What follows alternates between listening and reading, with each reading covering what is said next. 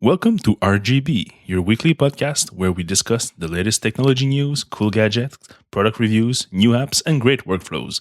This is episode number 11. My name is Alexandre Valliere-Lagacé, and I'm joined by my co-host, Tyler Ménard. This week, we discussed new futuristic MacBook Pros, new flying and filtration gadgets, Twitter's good, bad, and ugly, and the fate of Apple.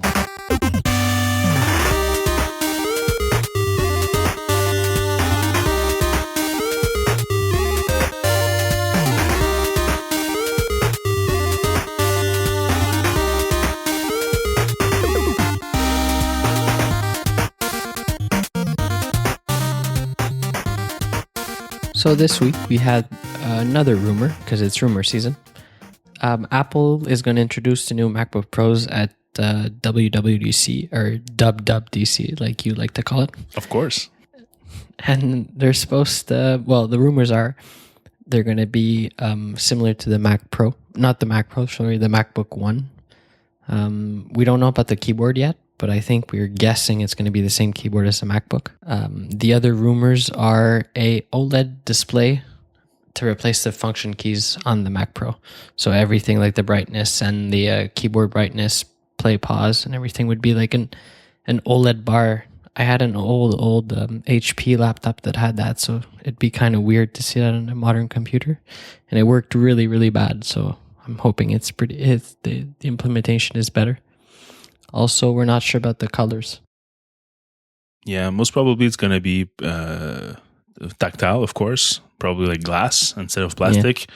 And Force Touch will probably be included. So maybe you'll actually have to press harder than just tap on the little screen. So, that would be bad.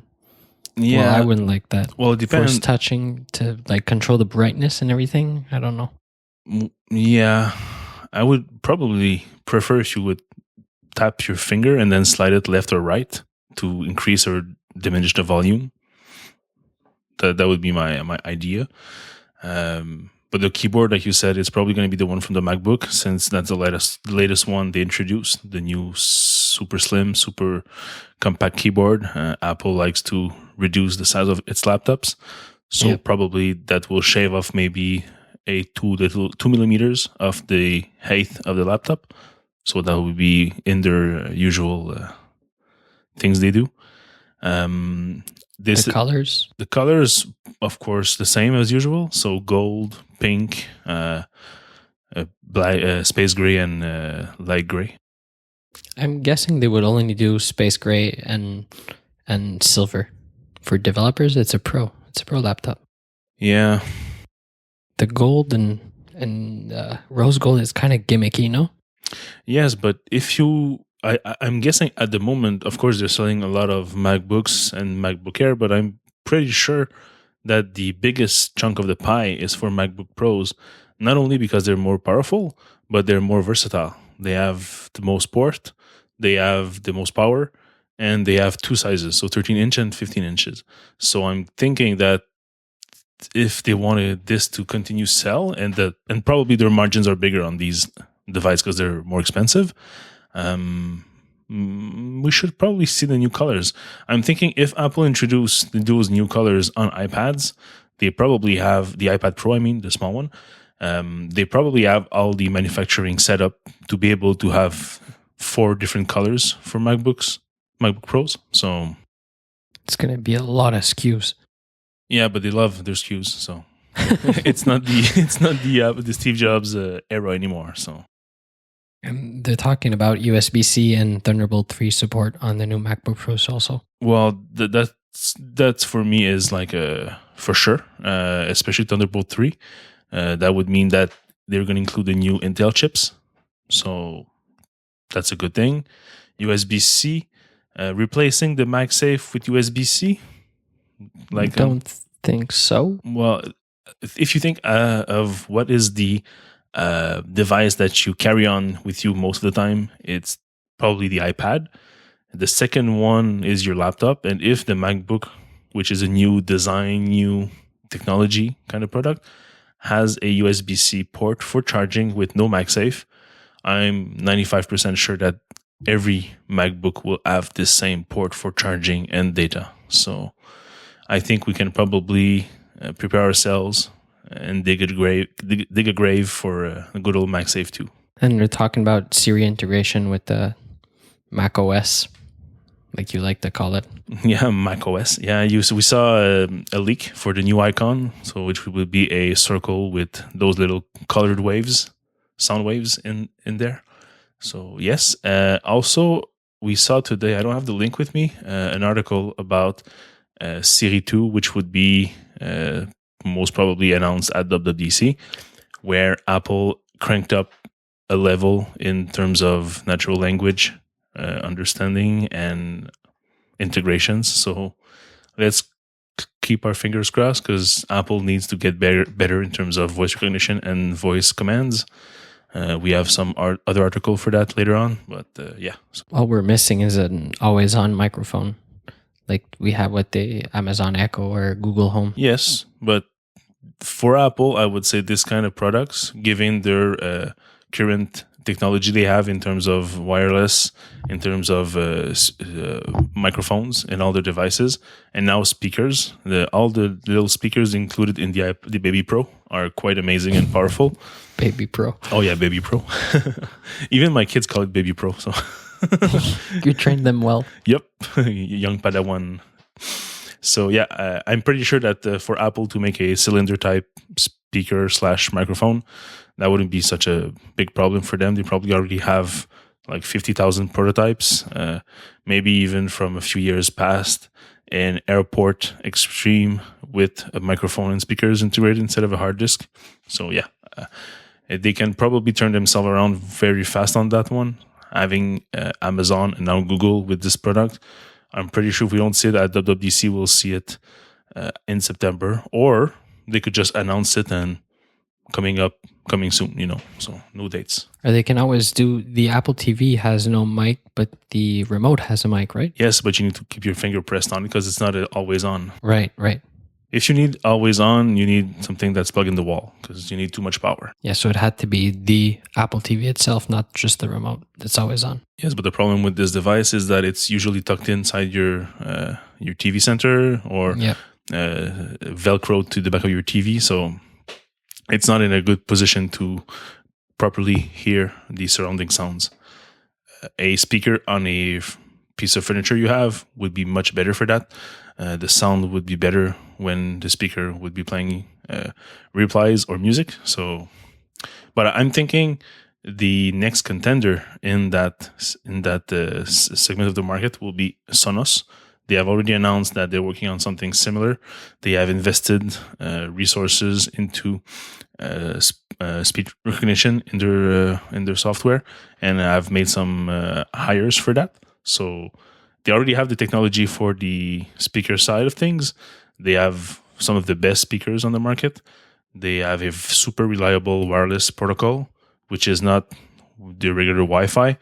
And now if they introduce voice recognition, your Amazon Echo can probably just take a little nap forever. Yeah, but Sonos is missing all the information Google or Amazon has about you and all those integrations too. They only play media right now. They're not connected everywhere. True, but acquisition can be the kind of things that speed up this kind of process. There's a bunch of startups that are working on something similar right now, so it's just a matter of maybe doing some interviews with them and hiring the right one. Or Apple would have to buy Sonos. That'd be nice. That would be amazing, especially if you look at what they did with Beats. Basically, they left the product as they were, slight increase in the number of colors to match the Apple device, but the rest of the company is what it is, except for the app that was closed, but the rest is perfectly the same thing. Right, that'd be nice if Apple bought Sonos. Yeah. Also, to come back to the MacBook, the rumors are that they're going to be released in Q4. Yeah, that's the thing that I don't like. Is it the calendar Q4? So meaning October, November, and December? Or is it Apple's earning Q4, which would be June, July, and August? Yeah. So no, July, August, and September. So sometime for, like you say, for back to school, that would be possible. I don't see why in terms of CPU. Intel is ready for a while. It has been ready for a while. So it's just a matter of Apple incorporating new chips. Maybe Apple's not ready with their own setup, their own new features, but it's getting far too long. Okay, according to the article on 9 to 5 Mac, it's fourth quarter of the year, so not the fiscal Apple quarterly. Oh, that sucks. Yeah, so end of the year, October, maybe. Okay, well. Anyways, it's only rumors for now. Yeah, hopefully they're going to pull a rabbit from their hat and say, available next week. Dyson released new products recently. Usually those products are kind of dumb. They're just vacuums, fans, or heaters. But this time they released their first, actually second connected device. The first one was the autonomous vacuum robot, which is kind of like a Roomba, but much bigger and much more powerful. The second product they announced is the Dyson Pure Cool Link, which is a fan that is also a filtration system capable of filtering particles that are as small as 0.3 microns. So just to give you like an idea, anthrax, the big poison powder, is 1 to 5 microns. So it's quite big. It's going to get filtered. You're safe. No anthrax for you. Asbestos, which has been used for many decades for insulation, is 0.7 to 90. So it gets filtered too. Dust mites is 100 microns. Household dust is 0.05, so smaller than what the device can filter, but it can go up to 100 microns. So that's still part of it will get filtered. Mold and mold spores are 3 and 10 microns. So basically, even pollen is like 10 to 1,000. So basically, the usual sawdust, spores, pollen, molds, most of the dust, cement dust, all get filtered. So basically what this does is it's very similar to the AM06 and AM09 fans and heaters. Basically it's a self-standing column with a circle or a tower, which is an oval shape. So basically these are fans. They're not heaters, they're just fans, but they have the filtration system and they are linked to your smartphone. So whenever you want to see the current status of your air quality in your house, you can refer to your app. The device itself, it's autonomous. So whenever it detects that it needs to be triggered on because some pollutants is in the air, they just turn themselves on by themselves. And when they're done, they just go back to idle mode. What happens during the night? Well, you don't get that big swooshing sound. They have a night mode, which is running, but so low that you almost can't hear it. And also the front panel where there's a little LED button and the setting of the speed. They finally implemented a reduced brightness mode, so you don't get like bombarded with the light during the night, which is the problem I have with mine at the moment. I have to put like a pair of socks in front or something, just because if you put gaffer tapes, the remote doesn't work. So you need to. I kind of put something in front of it that is not totally in the way, and I can still like extend my arm to the left and click the button on the remote. So. I need one of those fans. We have a wall-mounted air conditioning unit, but it doesn't go all the way into the room. Like the cold air doesn't reach the bedroom, so it's super hot in the bedroom and freezing in the kitchen. And yeah, you could try. You could probably crank it up to like 9 or 10 to get some good airflow, but it's getting quite intense in terms of sound. Above 6, I would say it gets like pretty loud. Not a lot more than a regular fan, but the pitch is a bit higher, so it gets more on my nerves. Okay, I don't mind going to bed with the big air air filter system there. Okay. I like a big humming noise instead of, it's like white noise. So you're a big baby, right? Right, I'm a big baby. Cool. I need my white noise. Yeah, exactly. Go sleep on the dryer. Yeah. No, I don't like the dryer. I prefer like the filtration system. Okay. I'm a picky baby. Yeah, a picky baby, yeah. The second product is a new cordless vacuum. So the Absolute V6 is the one on the market right now. Basically, what this new V8 version does is everything but better. So double the battery life, 50% less noise, 15% more powerful. So you can use it for 40 minutes. You have the same hard floor and carpet heads with the rotating motors. Basically, the battery is new type. It's a nickel cobalt aluminum. The power goes from 350 watts to 425 watts. So basically, same thing, just much better. So available for $5.99 or $6.99. I need one of those too. I need a lot of things. Yeah, I see that.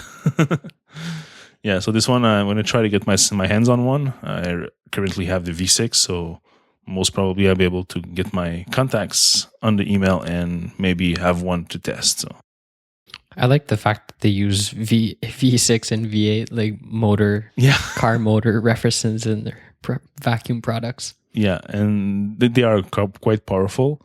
The only problem I had with the V6 was that with 20 minutes, that is the maximum time you can use it with no rotating brush.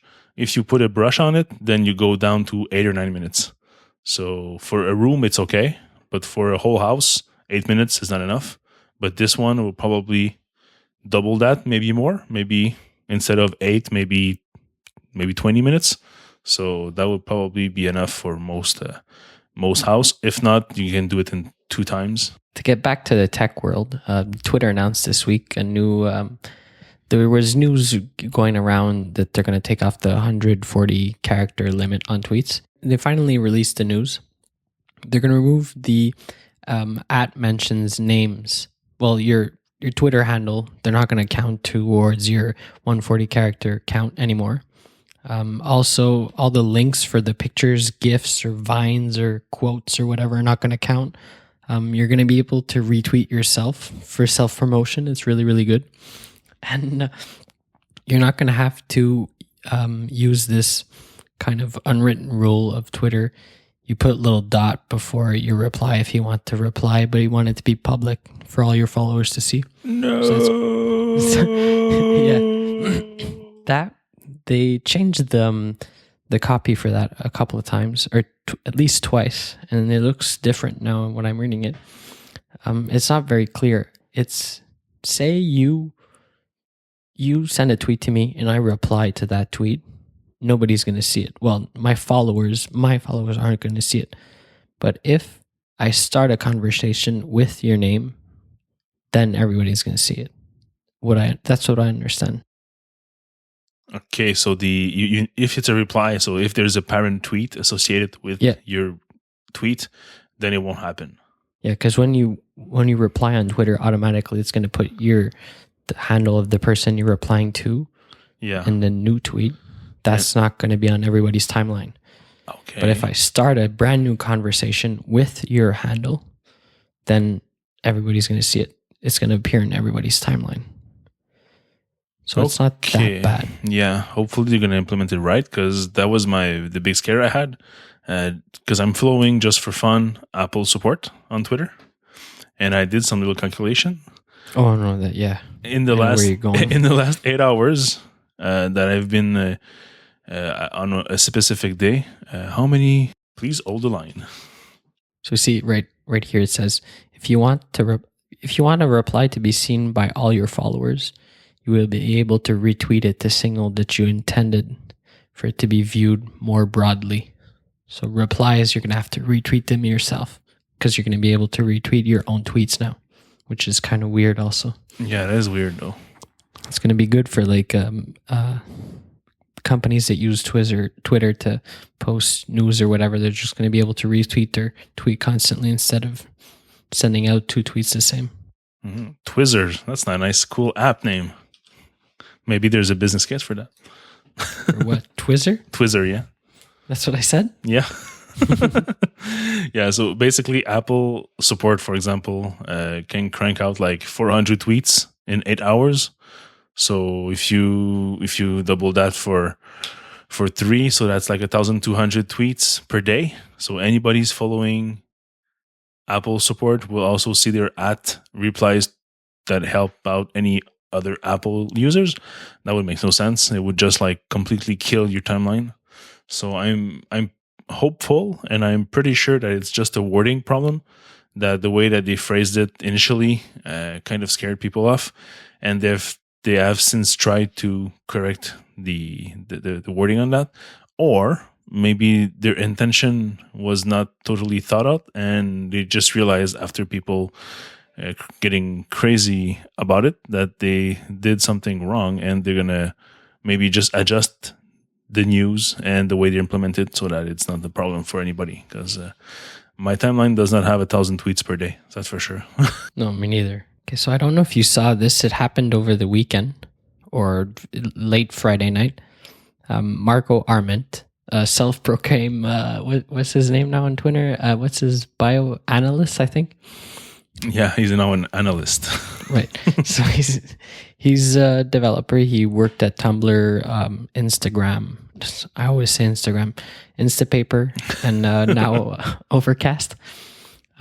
He writes a blog post saying his thoughts about Google and their AI introduction of last week, and this is going to be a problem for Apple if AI becomes a thing, because Apple is not in that game at all currently. And he makes this big comparison with BlackBerry, that BlackBerry was stubborn and just stuck to his stuff, and even if they turned around, it was just too late. So it made a big fuss in the news. I think CNN picked it up, or Business Insider, or whatever. The original title was Avoiding BlackBerry's Fate, right? Which was maybe straight to the point. And clickbaity a bit. Yeah, bitty, or easy for other news outlet to just take this and make a story out of it. Kind of like he did with one of his last story about Apple losing functional high ground, yeah. So, yeah, but he's right. No matter how you put it, right now, Google is deep inside AI, Facebook also, Amazon more and more. But Apple's values maybe are contradictory to what needs to be done for a company to integrate AI in their products or services. They always want to respect your privacy. They don't want to track you. They don't want to get all your data on their servers. But that's the basis for any smart big data and AI predictive or understanding context of your daily life. So that's a problem there. There's always ways to go around this and do some quirks, and still Siri can be used for some of this stuff, but not at the level that Google is going right now with the Google Assistant and other integration and the AI that Amazon is developing for his own products. So, No, go ahead. So Apple is now in a situation where they are not on the right boat for the future, which is the same thing as that happened with BlackBerry. They had smartphones before anybody else. They had the best smartphones at one time. But when Apple came out with the iPhone, they did something totally different, totally futuristic.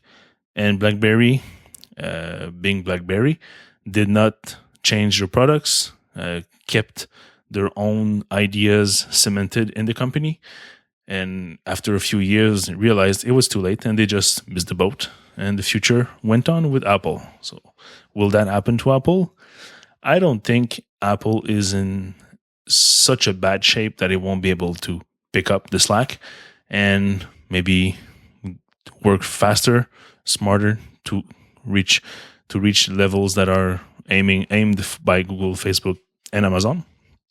But it will need to do at least some kind of change in the way that they store data, or at the very least have some kind of mapping that is made on the device.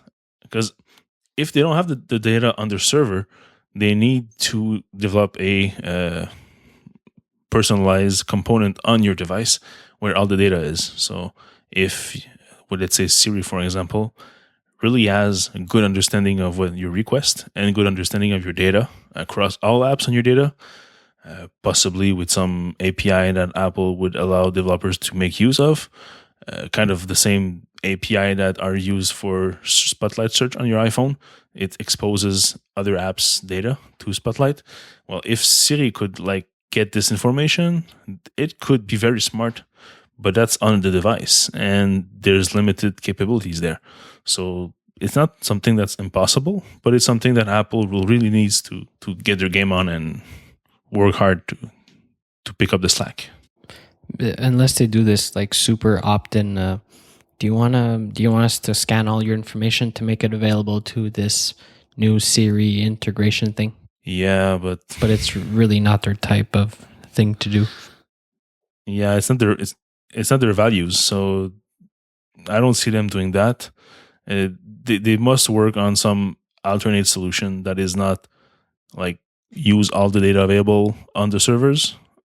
Most probably something, maybe even I'm just throwing this out there. Let's say that Apple implements some kind of a big data gathering that lives on their servers, but they don't have access to this node, for example. Only your device can send requests that are authorized to read and write this data. So it's kind of a non-permanent data node that you can send data to and read data from. So they could use their Siri technology, but only as a little component that reads this node of data and returns the results. But let's say Apple gets some warrant from the FBI that they want to get this data. Well, they're going to give them a big hard drive with something that's encrypted that even them don't have access to. So maybe there's a way to go around the problem like that. Or maybe they just have something totally different in mind. We'll have to see. We're going to have to see if AI sticks this also.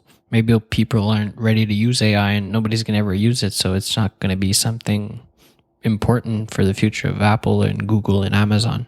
Yeah. Yeah. You're right. I was about to say that the next frontier is natural language understanding. So voice commands that are very flexible. But then again, you don't want to speak to your phone in public. So it's good for the house. It's good for the office. And even the office, it's like your own personal office, which is not most of the workers. So yeah, it makes sense for now. Will it make sense in 5 years? Will we be at something totally different? We'll have to see.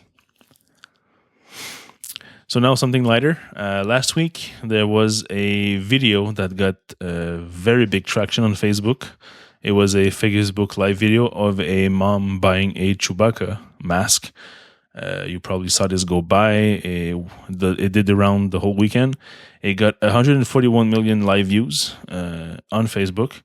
So basically, she got invited to Facebook. She even appeared on the late night show. It's just a funny video. She's into Star Wars a lot. She buys this mask for her, not for her kids.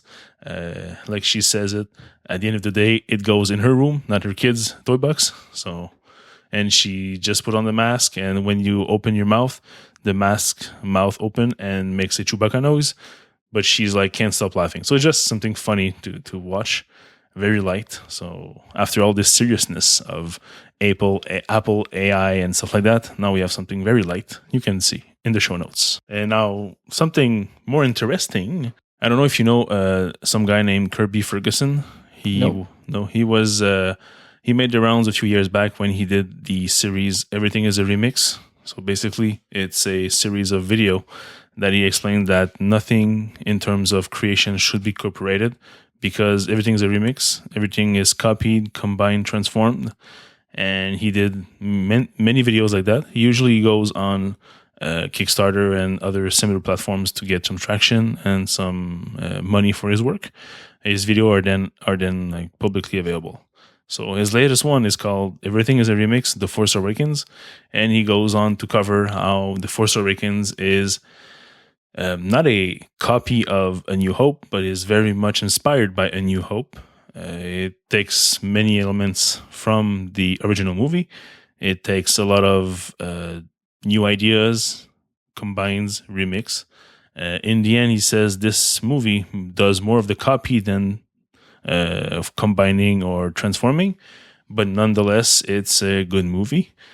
My opinion on that is that yes, Force Awakens was a hard movie to do by J.J. Abrams, and he tried to give something for the fans as the first of a trilogy he's going to work on. So basically, you have something that sets the ground as yes, we do respect fans, we do respect the lineage of this great saga. And I'm hoping that the next movie, and I'm pretty sure that's what he's going to do, is going to be more lenient on the copying stuff. So it's going to be more of, yes, now we copied some elements to set the base parts, the foundation of the new trilogy. And the next movies, he will surprise us. Has he surprised us so much since the days of Lost and other movies he did? He was the guy behind Lost? J.J. Abrams, yes. The TV show? Yep. Really? Yeah, Super 8 also. He did a bunch of movies before Lost, which were quite original. And of course, he goes on and copies some stuff from previous grand movies. But he did Lost. He did Star Trek. Star Trek. Yeah, he did Alias also, the TV series. He did a bunch of stuff like that. So yeah, he's been there for a while, and he can surprise us if he wants to. That's why I'm not surprised that Force Awakens was such a candy for fans and has so many remixed elements from the New Hope. It was just to set the ground up, and then he's going to build on top of that in the next movies. Well, it's also kind of a reboot for the new fans and passing over the torch, if you want, of the older characters to the new characters. And I didn't mind it being a little copy of the New Hope about the destroying the Death Star. It's all the same thing, pretty much. Yeah. Basically, cute droid with some maps, and then stormtroopers get down the planet, kill some people. So he goes on in this video. He goes on and explain all the steps that are exactly the same. Right. But there's much more to it than just that. The new hero is not a guy; it's a girl, and she's much stronger, less whining. So, yeah, Luke whines a lot. Yeah, in the first movie, it's pretty crazy. So yeah, basically, it's a good little 10 minutes clip. The Force Awakens, everything's a remix. So I encourage you to see it. And on his YouTube channel, there's a bunch of other movies he did. So go watch it. So we have a new segment this week. Yeah, hopefully it won't be a new segment, but we have one this week. Hopefully it's not recurring. Yeah. How'd you call it? This week's dumbass? Yeah, this week's dumbass. This week's dumbass. So this guy is sleeping in traffic in his autopilot Tesla. It's what everybody wants, though. Yes. Just to sleep in your car while going to work. Totally understand the need and the want. But you were right. Yeah, you're right in your post that it's because of this guy that we're not going to be able to have autonomous cars. Yeah. Because of all the rules and all the safety factors, it's all going to kick in because of this. Yeah, I'm always thinking back to one of very old pictures I saw. I think it was in Utah. The first two cars in that state, where you can see that after a few days, they actually were on the same road, and there were only two cars in the state, but they had a front-facing accident because people were not understanding how can we just like let him pass or let me pass, or so they basically just ran into each other. So that triggered some laws. They had to invent lanes and stuff like that. So it's not a bad thing, but it's probably pushed back the state of cars in that state, or at least in part of the country, because there's always going to be somebody that's going to say, cars are not safe. We should ban those. They are crazy metal horse. We don't need those. We have real horse. So in this case, we have some car that can do some driving by itself. It can help you, but you always have to stay alert, keep your hands on the wheel. But this guy clearly does not do that. He's in traffic. The car goes faster and slower, and he's just basically on his, you can see his head nodding and just being on the side. He's sleeping all the way to work. So Another bad thing about the video, though, why is it shot in vertical? Yeah, well, don't get me started on that one.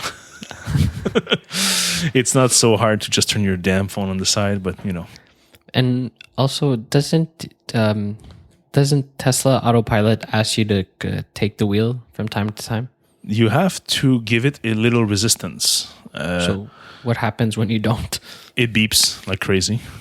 And what happens if you don't don't give any feedback or don't do anything? It just continues?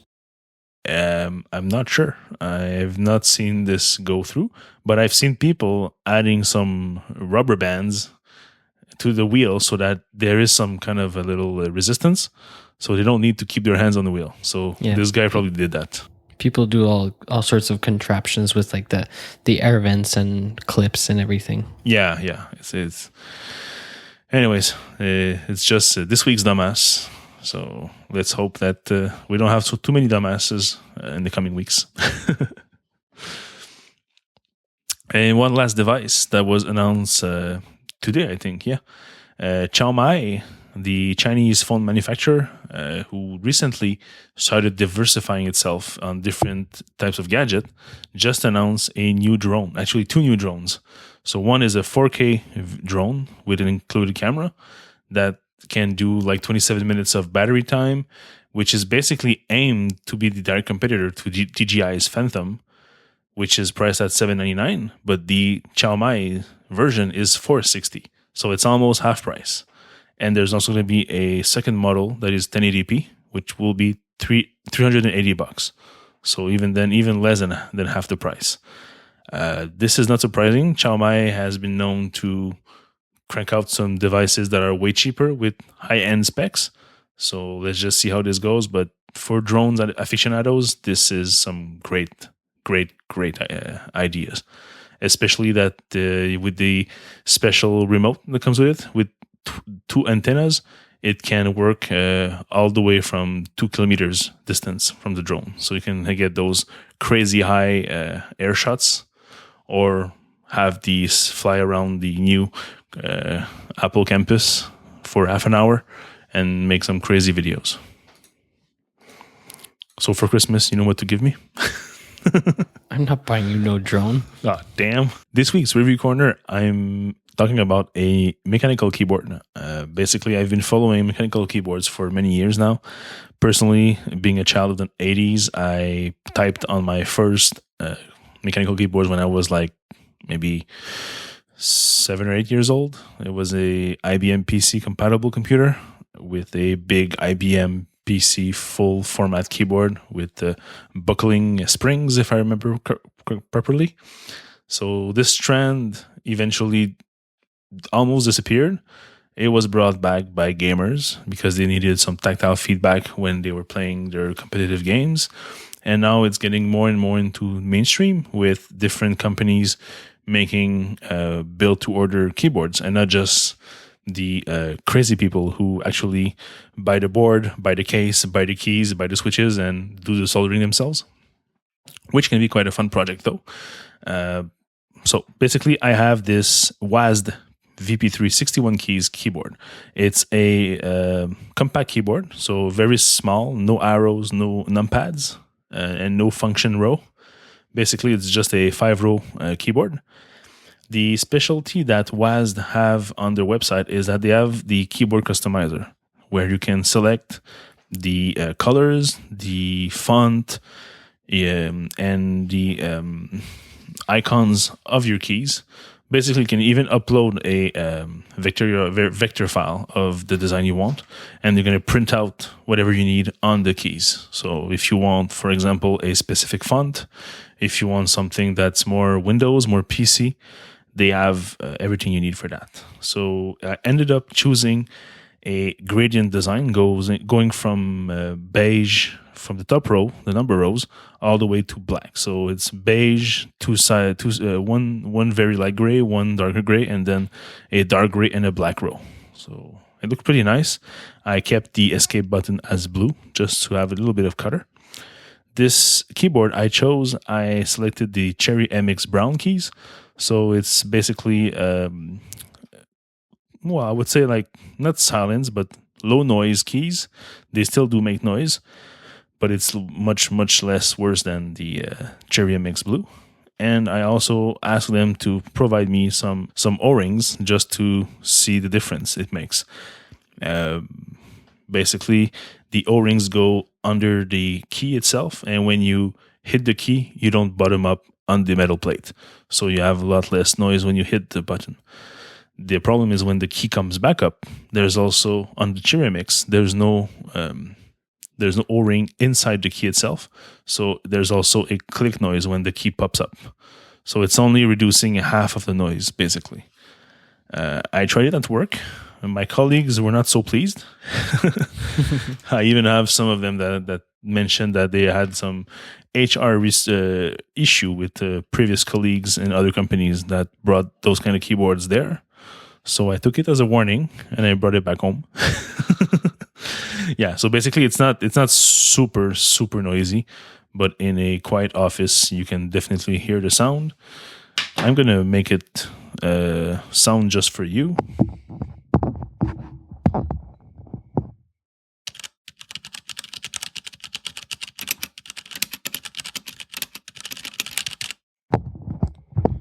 I don't know if you heard that, but Yeah, we heard it. okay, cool.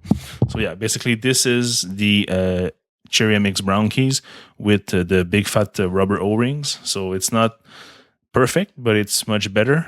If I don't have this, the O-rings, you can hear the clack when I get the key all the way down, and it's a much louder clack than the sound when the key goes up.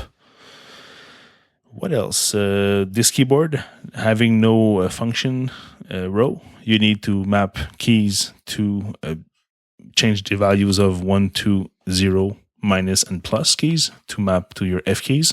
There's a bunch of software for that. On macOS, I use Carabiner. And also, there's no arrow keys. So what I do is I remove the caps lock. So I'm now somebody much more polite. I don't scream on my chats anymore. And I can use this key with the IJKL keys for my arrows. So, any questions? No. Nope. No. Why don't you use just a normal keyboard? Well, because it's part, I would say 50% is nostalgia and 50% is, I don't know why it's like that. I know Jason Snell had the exact same observation, and after playing with 2-3 different keyboards, I really feel the same way. It's just that when you start typing on a mechanical keyboard, the feeling you have of moving keys, it's like a tactile feedback, and it kind of brings you more in the zone, and you just don't want to stop typing your sentence. So you're not, you don't want to stop mid-sentence, and your thoughts are, it's not clearer, but okay. The keyboard makes you write better? Yeah, write better, not necessarily better, but just like stay in the zone and type longer for, yeah. Sorry, the question was a bit weird. I mean, now that you use other keyboards, like when you use the built-in keyboard to your laptop, like, do you hate it? Or that's why I don't want to get into mechanical keyboards, because then I'm going to become a fussy keyboard guy, and I'm going to have to carry over my mechanical keyboard everywhere and use it on everybody's computer. And there are some nice little felt pouch you can buy for that. See, there's a solution. No. Seriously, I don't hate it. It works fine because your brain memorizes a feeling attached to a device. So when I'm on my laptop, which is on my lap, it's okay that the keyboard is not mechanical because my brain understands that this is a laptop on my lap. So it's a different mindset. Also, it remembers that this kind of feeling goes with some layout of the keys. So I don't suddenly make more mistakes when I'm on my laptop keyboard. It's just that my brain understands both. And I've been like that for most of my devices.